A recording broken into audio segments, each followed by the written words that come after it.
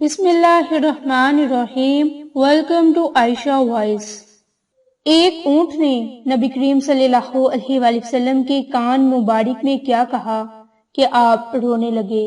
حضرت تمیم داری بیان کرتے ہیں کہ ہم رسول نبی پاک صلی اللہ علیہ وآلہ وسلم کی بارگاہ اقدس میں حاضر ہوئے تھے کہ ایک اونٹ بھاگتا ہوا آیا اور حضور نبی کریم صلی اللہ علیہ وآلہ وسلم کے سر انور کے پاس آ کر کھڑا ہو گیا، جیسے کان میں کوئی بات کہہ رہا ہو۔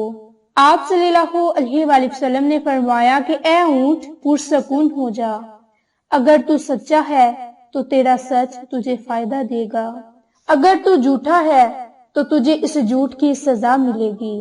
بے شک جو ہماری پناہ میں آ جاتا ہے اللہ تعالیٰ بھی اسے امان دے دیتا ہے، اور ہمارے دامن میں پناہ لینے والا کبھی نامراد نہیں ہوتا۔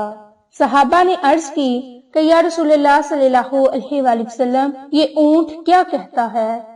آپ صلی اللہ علیہ وآلہ وسلم نے فرمایا کہ اس اونٹ کے مالکوں نے اسے ذبح کر کے اس کا گوشت کھا لینے کا ارادہ کر لیا تھا۔ یہ ان کے پاس سے بھاگ آیا اور اس نے تمہارے نبی سے محبت مانگی ہے۔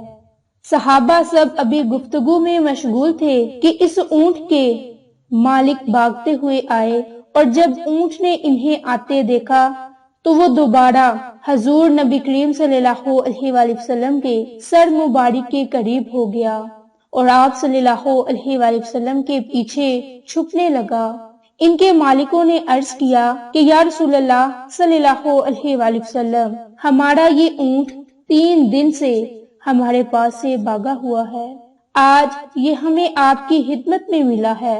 اس پر آپ صلی اللہ علیہ وآلہ وسلم نے فرمایا کہ یہ میرے سامنے شکایت کر رہا ہے، یہ کہتا ہے کہ یہ تمہارے پاس کئی سال تک پلا بڑھا، جب موسم گرم آتا تو تم گھاس اور چارے والے علاقوں کی طرف اس پر سوار ہو کر گرم علاقوں کی طرف کوچ کرتے، جبکہ یہ اس ہستہ حال عمر کی طرف پہنچ چکا ہے تو تم نے اسے ذبح کر کے اس کا گوشت کھا لینے کا منصوبہ بنا لیا۔ انہوں نے عرض کیا کہ اللہ کی قسم یا رسول اللہ صلی اللہ علیہ وآلہ وسلم، یہ بات بالکل اسی طرح ہے جیسے آپ نے بیان فرمائی۔ حضور صلی اللہ علیہ وآلہ وسلم نے فرمایا کہ ایک اچھے خدمت گزار کی اس کے مالکوں کی طرف سے کیا یہی جزا ہوتی ہے؟ وہ عرض گزار ہوئے کہ یا رسول اللہ صلی اللہ علیہ وآلہ وسلم، اب ہم نہ اسے بیچیں گے اور نہ ہی اسے ذبح کریں گے۔ اس کے بعد آپ نے اس اونٹ کو 100 درہم میں خرید لیا اور پھر فرمایا اے اونٹ، جا، تو اللہ کی رضا کی خاطر آزاد ہے۔ اس اونٹ نے نبی پاک صلی اللہ علیہ وآلہ وسلم کے سر مبارک کے پاس اپنا منہ لے جا کر کوئی آواز نکالی تو آپ نے فرمایا آمین۔ اس نے پھر دعا کی، آپ نے فرمایا آمین۔ اس نے پھر دعا کی، پھر فرمایا آمین۔ اس نے جب چوتھی مرتبہ دعا کی تو آپ عبیدہ ہو گئے، آنکھوں سے آنسو بہنے لگے۔ تو صحابہ نے عرض کیا کہ یا رسول اللہ صلی اللہ علیہ وآلہ وسلم، یہ اونٹ کیا کہہ رہا ہے؟ آپ نے فرمایا کہ اس نے پہلی دفعہ کہا کہ اے نبی، اللہ تعالیٰ آپ کو اسلام اور قرآن کی طرف سے بہترین جزا عطا فرمائے۔ میں نے کہا آمین۔ پھر اس نے کہا اللہ تعالیٰ قیامت کے روز آپ کی امت سے اسی طرح خوف کو دور فرمائے جس طرح آپ نے مجھ سے خوف کو دور فرمایا۔ میں نے کہا آمین۔ پھر اس نے دعا کی کہ اللہ تعالیٰ دشمنوں سے آپ کی امت کے خون کو اسی طرح محفوظ رکھے جس طرح آپ نے میرا خون محفوظ فرمایا۔ اس پر پھر کہا اللہ تعالیٰ آپ کی امت کے درمیان جنگ اور جدال پیدا نہ ہونے دے۔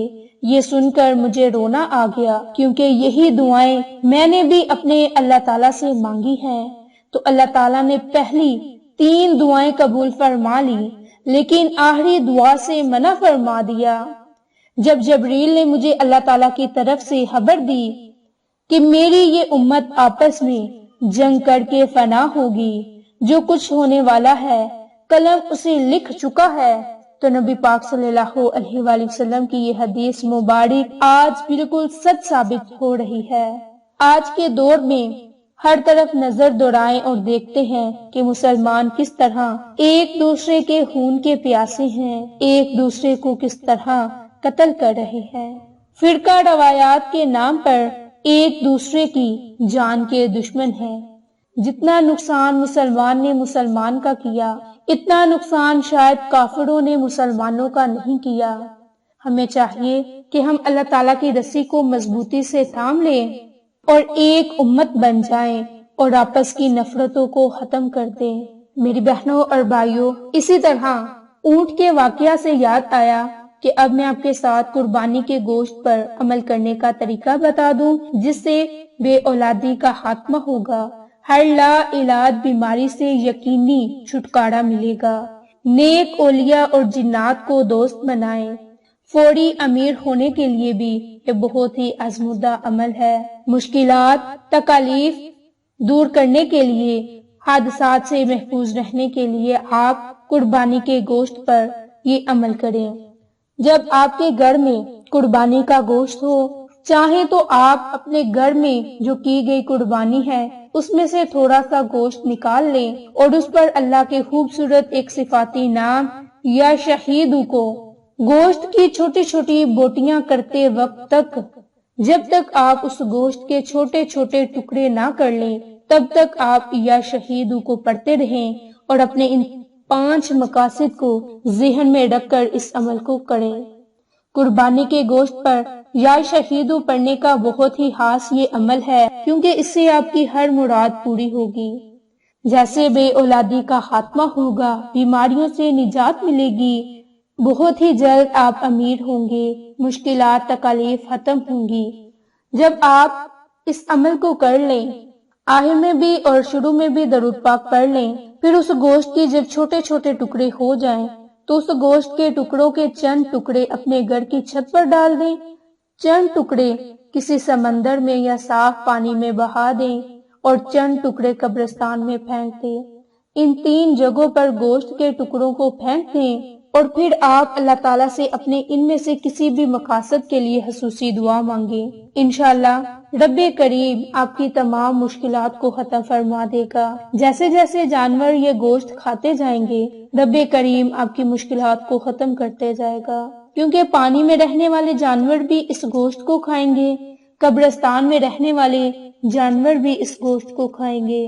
اس کے علاوہ گھروں کے چھتوں پر جو پرندے آتے ہیں وہ لوگ بھی اس گوشت کو کھائیں گے اور آپ کو اپنی دعاؤں میں شامل حال فرمائیں گے، تو اس سے بھی آپ کو فائدہ ہوگا، کیونکہ آپ کی مشکلات ختم ہو جائیں گی۔ اس لیے جب تک آپ گوشت کے چھوٹے چھوٹے ٹکڑے کرتے جائیں اور آپ 1 کلو یا 2 کلو یہ گوشت لے لیں اور اس کے چھوٹے چھوٹے پیس کرتے جائیں اور اپنے گھر کی چھت پر، قبرستان میں اور پانی میں بہا دیں، پھر آپ خود دیکھیں گے کہ آپ بہت ہی جلد امیر ہو گئے ہیں، آپ کی مشکلات ختم ہو گئی ہیں، تنگ دستیاں ختم ہو گئی ہیں۔ اس لیے آپ گوشت کے ٹکڑوں پر یہ عمل، یہ وظیفہ کر لیں، رب کریم پھر آپ کی ہر دعا کو سنے گا اور قبول فرما دے گا۔ آپ کو یہ ہماری ویڈیوز پسند آئیں تو اسے لائک، شیئر اور سبسکرائب کریں۔ جزاک اللہ۔